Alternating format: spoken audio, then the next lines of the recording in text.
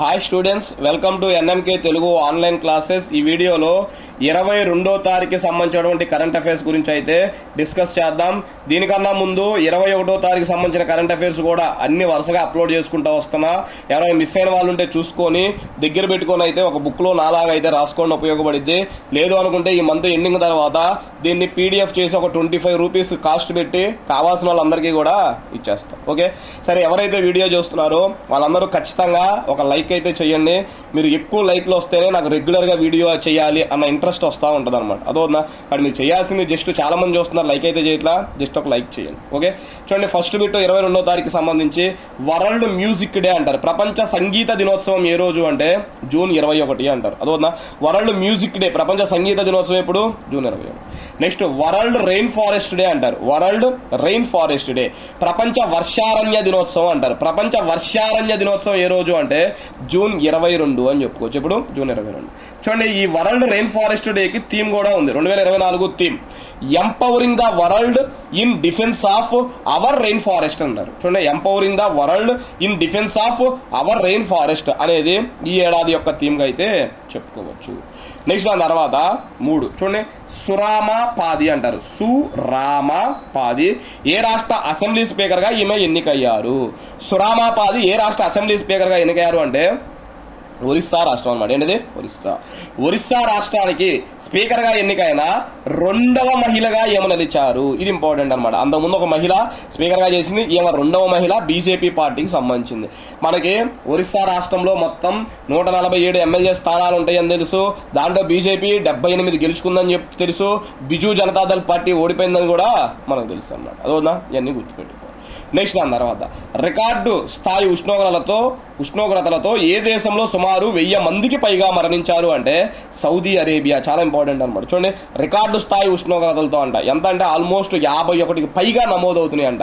మనకి మన రాష్ట్రంలో 45, 46 అయితేనే మనం తట్టుకోలేకపోయాం, అవునా? అలాంటిది ఎంత మొత్తం అక్కడ 51 డిగ్రీలు పైన అవుతుందంట. దాంతో చాలా మంది వడదెబ్బ కారణంగా అయితే చనిపోయారు అనమాట. చూడండి, హజ్ యాత్రకు వచ్చిన వారిలో వడదెబ్బ కారణంగా ఇప్పటి వరకు 1000 మందికి పైగా మరణించారు.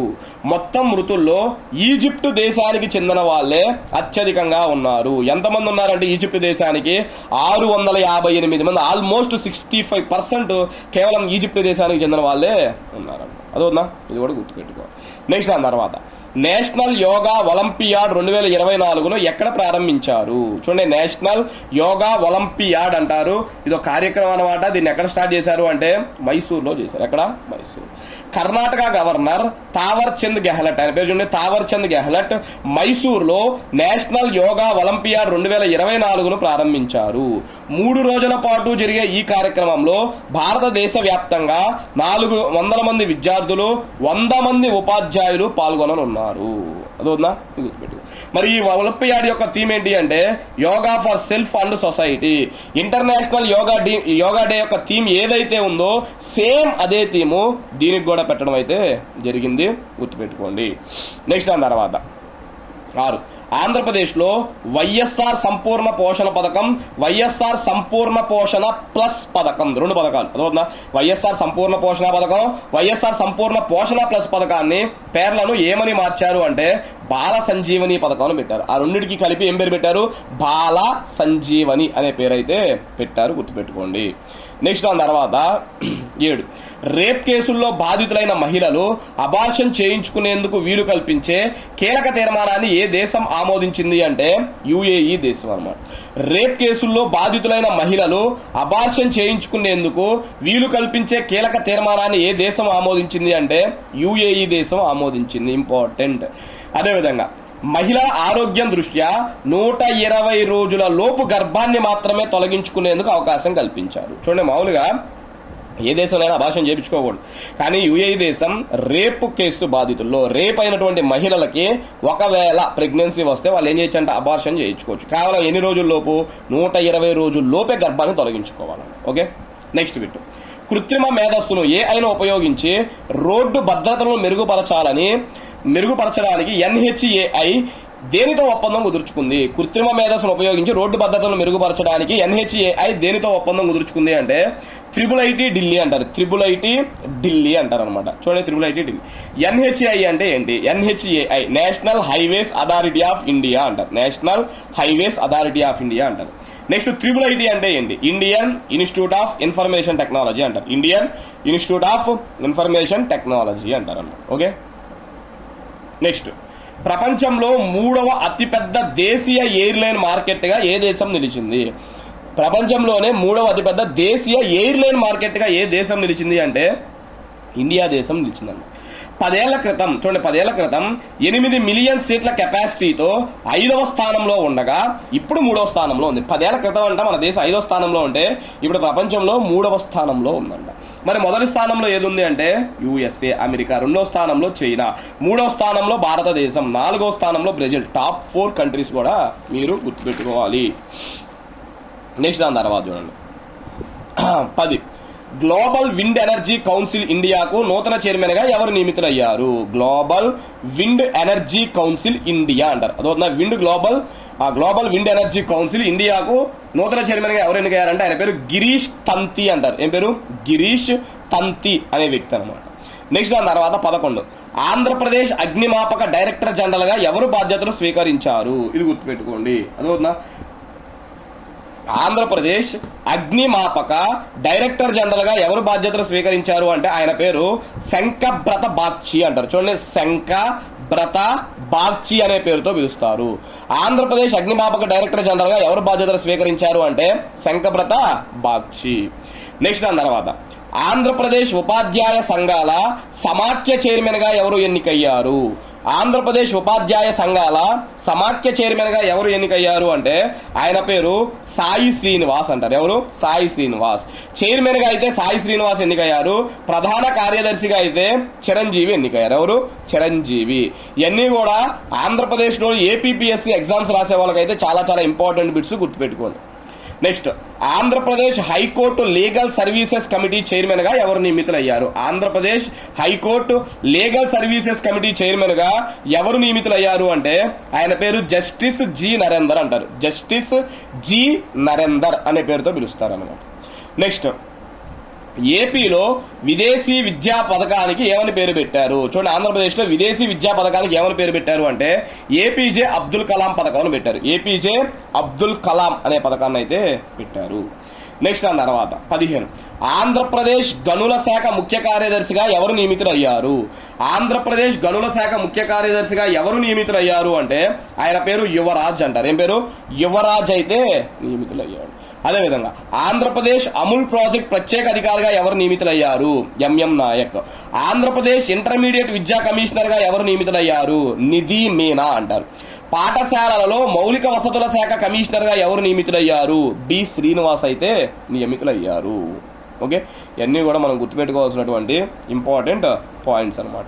నెక్స్ట్ దాని తర్వాత 10 చూడండి, ద పబ్లిక్ ఎగ్జామినేషన్స్. ఏంటిది? The public examinations. దీన్నే మనం ప్రివెన్షన్ ఆఫ్ అన్ఫేర్ మీన్స్ అంటారు అనమాట. అదో ద పబ్లిక్ ఎగ్జామినేషన్స్ యాక్ట్ 2024ను కేంద్రం ఏ రోజు నుంచి అమల్లోకి తీసుకొచ్చింది? చూడండి, బిట్ ఇంపార్టెంట్ బిట్ అనమాట, అడగడానికి ఛాన్స్ ఉన్నటువంటి బిట్ అనమాట.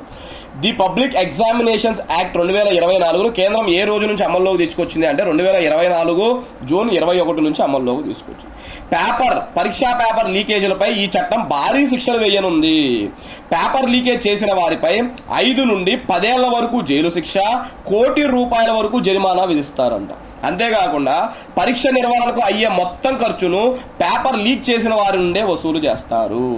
ఈ బిల్లును 2024 ఫిబ్రవరి 5న లోక్సభలో ప్రవేశపెట్టగా ఫిబ్రవరి 6న లోక్సభ ఆమోదించింది. అదొక ఫిబ్రవరి 5న లోక్సభలో పెడితే ఫిబ్రవరి 6న ఆమోదించిందంట. ఫిబ్రవరి 9న ఈ బిల్లును రాజ్యసభ ఆమోదించగా ఫిబ్రవరి 12న రాష్ట్రపతి ఆమోదం తెలిపారు.